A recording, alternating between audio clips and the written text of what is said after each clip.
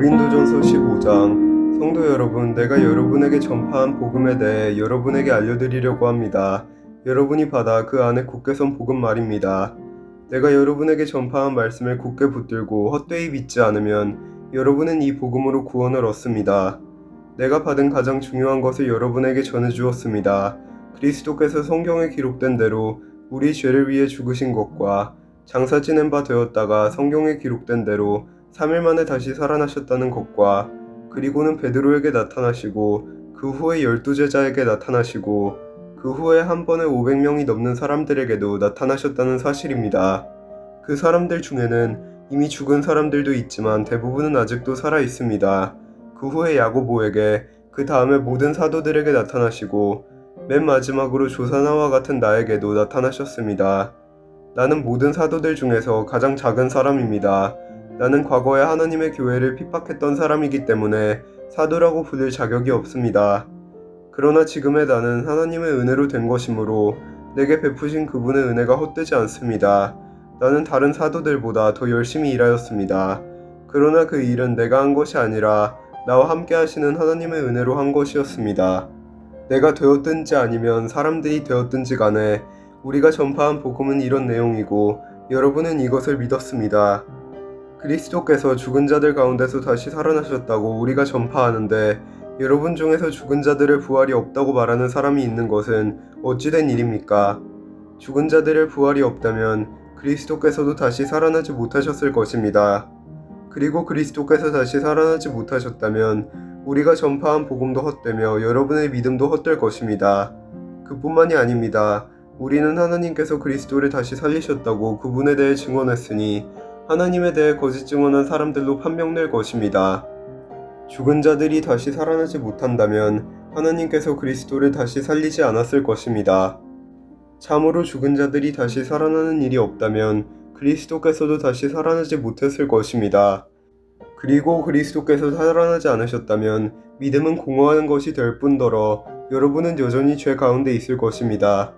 그렇게 되면 그리스도를 믿다가 죽은 사람들도 멸망했을 것입니다. 우리가 그리스도 안에서 소망하는 것이 이 세상 삶에 그친다면 우리는 이 세상 어느 누구보다도 불쌍한 사람들일 것입니다. 그러나 이제 그리스도께서는 죽은 자들 가운데서 다시 살아나 잠자는 자들의 첫 열매가 되셨습니다. 죽음이 한 사람을 통해 온 것처럼 죽은 자들의 부활도 한 사람을 통해 옵니다. 아담 안에서 모든 사람이 죽은 것 같이 그리스도 안에서 모든 사람이 생명을 얻게 될 것입니다. 하지만 각각 차례가 있습니다. 첫 열매이신 그리스도께서 먼저요. 그 다음에는 그리스도께서 재림하실 때 그리스도께 속한 사람들입니다. 그리고 나서 그리스도께서 모든 권력과 모든 권세와 능력을 멸하고 나라를 하나님 아버지께 돌려드릴 마지막 때가 올 것입니다. 그리스도께서는 모든 원수를 자기의 발 아래 두실 때까지 당연히 왕노릇해야 합니다. 그리스도께 멸망받을 마지막 원수는 죽음입니다. 성경에 하나님께서 모든 것을 그분의 발 아래 복종시키셨다 라고 기록되어 있습니다. 여기서 모든 것을 그분의 발 아래 복종시킨다고 할 때는 모든 것을 그리스도 아래 두신 하나님 자신은 그 안에 포함되지 않는다는 것이 분명합니다.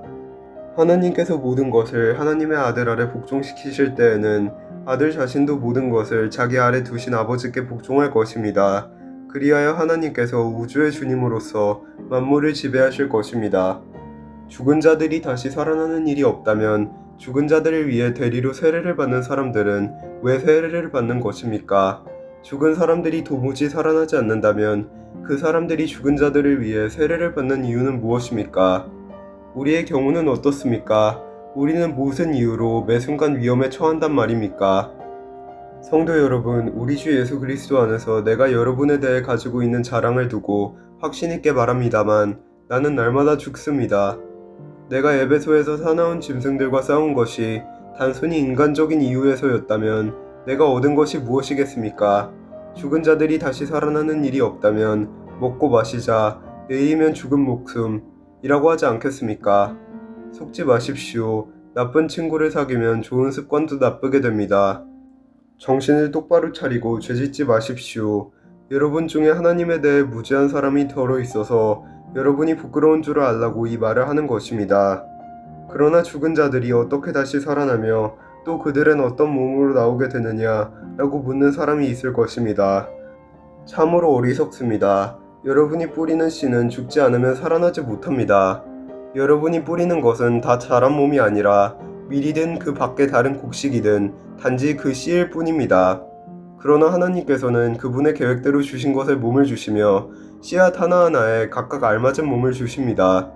모든 육체가 똑같지는 않습니다. 사람의 육체가 있고 동물의 육체가 있으며 새의 육체가 있고 물고기의 육체가 있습니다. 또한 하늘에 속한 몸만 있는 것이 아니라 땅에 속한 몸도 있습니다. 그러나 하늘에 속한 영광과 땅에 속한 영광이 각각 다릅니다. 해와 달과 별의 영광이 각각 다르고 별들 사이에서도 그 영광은 각기 다릅니다. 죽은 자들의 부활도 이와 같습니다. 썩을 몸을 심지만 썩지 않을 몸으로 다시 살아납니다. 비천한 몸을 심지만 영광스러운 몸으로 다시 살아납니다. 또한 약한 몸을 심지만 능력 있는 몸으로 다시 살아납니다. 자연적인 몸을 심지만 영적인 몸으로 다시 살아납니다. 자연적인 몸이 존재한다면 영적인 몸도 존재합니다. 성경에 첫사람 아담이 살아있는 존재가 되었다고 기록된 것처럼 마지막 아담은 생명을 주는 영이 되었습니다. 그러나 신령한 몸이 먼저 있었던 것은 아닙니다. 자연적인 몸이 먼저 있었고 그 후에 신령한 몸이 나왔습니다. 첫 사람은 땅의 흙에서 나왔고 둘째 사람은 하늘에서 났습니다. 땅에 속한 사람들은 땅에 속한 그 사람과 같고 하늘에 속한 사람들은 하늘에 속한 그분과 같습니다. 우리가 땅에 속한 사람의 형상을 지니고 있는 것처럼 하늘에 속한 분의 형상을 지니게 될 것입니다. 성도 여러분, 내가 분명히 선언하거니와 육체와 피는 하나님의 나라를 상속받을 수 없으며 썩는 것은 썩지 아니하는 것을 상속받을 수 없습니다. 내가 여러분에게 비밀을 알려드리겠습니다. 우리는 다 잠잘 것이 아니라 변화될 것입니다. 마지막 나팔 소리가 울릴 때 눈 깜짝할 사이에 죽은 자들이 썩지 않을 몸으로 다시 살아나며 우리는 변화될 것입니다. 썩을 몸은 반드시 썩지 않을 몸을 입어야 하며 죽을 몸은 죽지 않을 몸을 입어야 합니다. 썩을 몸이 썩지 않을 몸을 입고 죽을 몸이 죽지 않을 몸을 입게 되면 승리가 죽음을 삼켜버렸다고 기록된 말씀이 사실로 드러나게 될 것입니다. 죽음아, 너의 승리가 어디 있느냐? 죽음아, 너의 찌르는 것이 어디 있느냐? 죽음이 찌르는 것은 죄이며 죄의 힘은 율법입니다. 그러나 우리 주 예수 그리스도를 통해 우리에게 승리를 주시는 하나님께 감사합니다. 그러므로 나의 사랑하는 성도 여러분, 굳게 서서 흔들리지 말고 항상 주님의 일을 위해 자신을 들이십시오. 주님을 위해 일한 여러분의 수고는 결코 헛되지 않는 것임을 기억하시기 바랍니다. 아멘.